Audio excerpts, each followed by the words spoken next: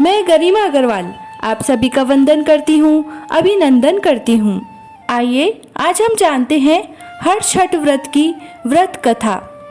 भाद्रपद के कृष्ण पक्ष की षष्ठी तिथि को श्री कृष्ण के ज्येष्ठ भ्राता बलराम जी के जन्मोत्सव के रूप में मनाया जाता है। इस दिन बलराम जी का जन्म हुआ था। बलराम जी का प्रधान शस्त्र हल तथा मूसल है, इसीलिए उन्हें हलधर भी कहा जाता है। उन्हीं के नाम पर इस पर्व का नाम हल षष्ठी पड़ा। इस दिन महुए की दातन करने का विधान है। इस व्रत में हल द्वारा जुता हुआ फल तथा अन्न प्रयोग वर्जित है। इस दिन गाय का दूध और दही का प्रयोग भी वर्जित है। यदि आप चाहें तो भैंस का दूध व दही का प्रयोग कर सकते हैं। इस व्रत को अन्य और भी कई नामों से जाना जाता है, जैसे हल षष्ठी, ललेही छठ, बलदेव छठ, रंधन छठ, हल छठ, हरछठ, चंदन छठ, तीन छठी और तिन्नी छठ आदि नामों से इस व्रत को जाना जाता है। यह व्रत पुत्रवती स्त्रियां रखती हैं। इस दिन प्रातःकाल स्नान आदि के पश्चात पृथ्वी को लीप कर एक छोटा सा तालाब बनाया जाता है, जिसमें झरबेरी, पलाश, गूलर की एक एक शाखा बांधकर बनाई गई हर छठ को गाड़ देते हैं और इसकी पूजा की जाती है।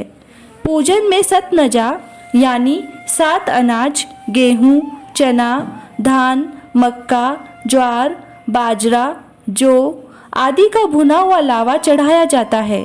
हल्दी में रंगा हुआ वस्त्र तथा सुहाग सामग्री भी चढ़ाई जाती है। पूजा के बाद इस मंत्र के द्वारा प्रार्थना की जाती है। गंगा के द्वारे पर कुशावते, विल्व के नील पर्वते, सनात्या कनखले देवी, हरम संधवती पतिम, ललिते सुभगे देवी, सुख सौभाग्यम दायिनी, अनंत देहि सौभाग्यम, महाम तुभ्यम नमो नमः। अर्थात हे देवी, आपने गंगा द्वार, कुशावर्त, विल्वक, नील पर्वत और कनखल तीर्थ में स्नान करके भगवान शंकर को पति रूप में प्राप्त किया है। हे सुख और सौभाग्य देने वाली ललिता देवी, आपको बारंबार नमस्कार है। आप मुझे अचल सुहाग दीजिए। इसके बाद यह कथा सुनी जाती है। प्राचीन काल में एक ग्वालिन थी, जिसका प्रसव काल अत्यंत निकट था। एक ओर वह पीड़ा से व्याकुल थी, तो दूसरी ओर उसका मन दूध दही बेचने के लिए लगा हुआ था। उसने विचार किया, यदि बच्चे ने जन्म ले लिया तो फिर दूध दही बिकने से रह जाएगा।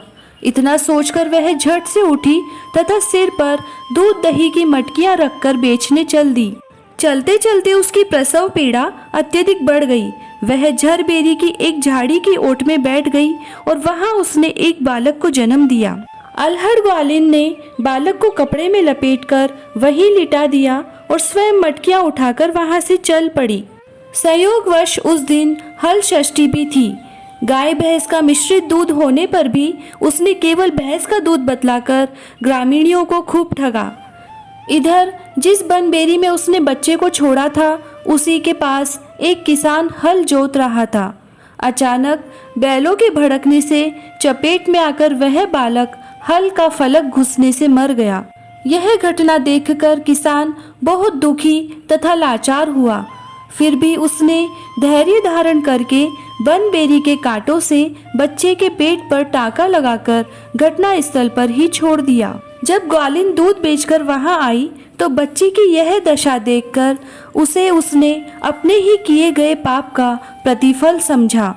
फिर वह मन में सोचने लगी, यदि मैंने हल षष्ठी के दिन दूध दही बेचने के लिए झूठ न बोला होता और ग्रामीण नारियों का धर्म नष्ट न किया होता तो यह दशा क्यों होती। इसीलिए अब मुझे लौटकर सब बातें सबको बताकर प्रायश्चित करना होगा। ऐसा निश्चय कर वह उस गांव में गई जहां उसने दूध दही बेचा था। वह गली गली में घूमकर कहने लगी, मेरा दूध गाय भैंस का मिला जुला दूध था। यह सुनकर स्त्रियों ने स्वधर्म रक्षार्थ उसे आशीर्वाद दिया। बहुत सी युवतियों के द्वारा आशीष लेकर जब वह पुनः वन में आई तो उसका पुत्र जीवित मिला। तभी से उसने स्वार्थ सिद्धि के लिए झूठ बोलना, ब्रह्मा हत्या के समान निकृष्ट कर्म समझकर छोड़ दिया और तभी से पुत्र कामना और सुख सौभाग्य के लिए यह व्रत किया जाता है।